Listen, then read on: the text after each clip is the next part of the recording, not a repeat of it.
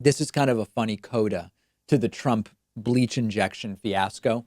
After Trump wondered aloud about whether disinfectants like isopropyl alcohol and bleach could be injected or otherwise introduced into the body to treat coronavirus, a whole bunch of Trumpists denied that he said it.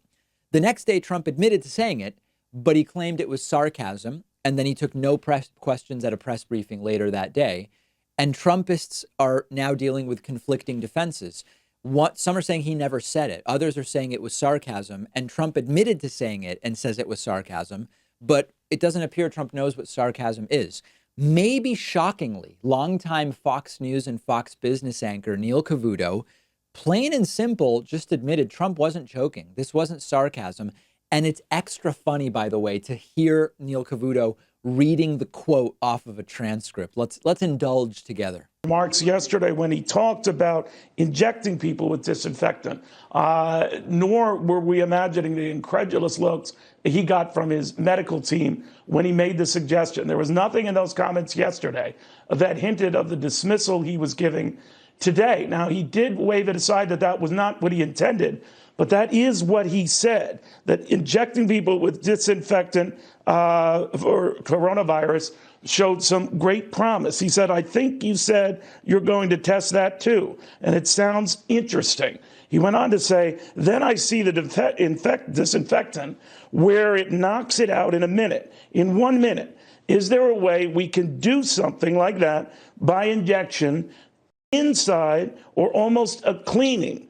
Because you see it gets in the lungs. Here he's referring to the coronavirus, and it does a tremendous number on the lungs. Again, referring to the coronavirus. He said it would be interesting to check that so that you're going to have to use medical doctors with this, but it sounds interesting to me. He is talking about injecting products like Lysol into your body to see if that can combat the disease. That is what he said.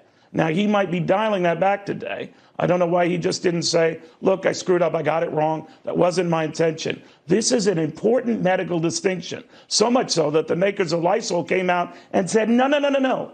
Do not inject our product into your body. Notice how Neil Cavuto says Trump should have just said, hey, I got it wrong. I was just wrong on this one.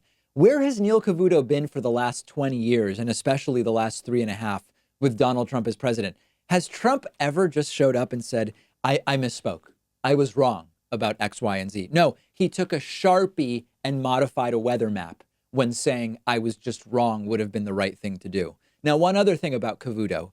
Cavuto actually goes on to debunk Trump's claim that only Chinese studies are saying hydroxychloroquine might be bad for people taking coronavirus.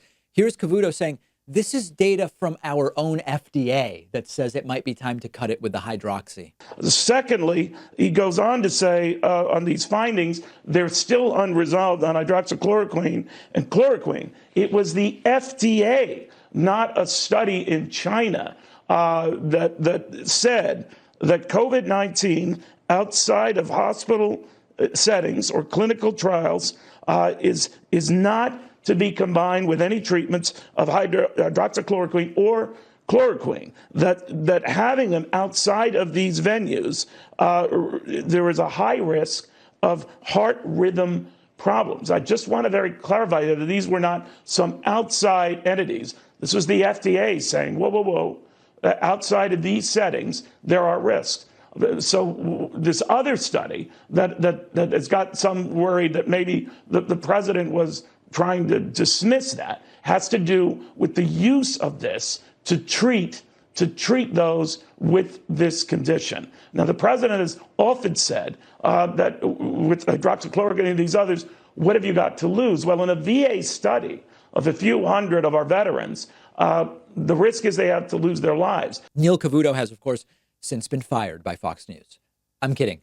But I do want to be careful here because Cavuto has been a vector of disinformation for decades on Fox News. He's been on Fox News for 20, I think since day one, since 1996. So we don't need to go out of our way to praise him big picture the same way that just because Trump is wildly more cartoonishly sick than Bush was, we don't need to go out of our way to praise George W. Bush. But Cavuto spent a bunch of Friday's show debunking Trump's lies, which is good because that's the audience that needs to hear it most acutely. The other angle is that we're increasingly seeing Fox concerned just about the legal repercussions of how they've portrayed coronavirus from day one. There's a study released last week that suggests if you watch Sean Hannity more than Tucker, you were more likely to get the virus, which sort of tracks with Hannity being much more flippant and minimizing of the risk from coronavirus. So this stuff has a real impact. If Neil Cavuto really wanted to do the full story, it would include mentioning that if Trump was joking when he said inject bleach, that's one question. But if he was joking, what is the joke? Like, what's the punchline there? Watching this is a very weird experience because the tone of Neil Cavuto's voice is almost like he's surprised that Trump lied multiple times during the press briefing. Trump's been lying during every single one of these press briefings since day one. Good for Neil Cavuto for calling out two lies, that it was sarcastic and that hydroxy is working. But still, big picture, Neil Cavuto seems surprised that these press briefings are nothing but opportunities to disseminate lies and disinformation. We're going to have clips from all of this on our Instagram page, so make sure you're following us on Instagram at David Pakman Show. I also, on my personal Instagram, will be posting a time lapse of my tomato plants rising like the phoenix to like about an inch sprout. Anyway, that's on my Instagram at david.pakman.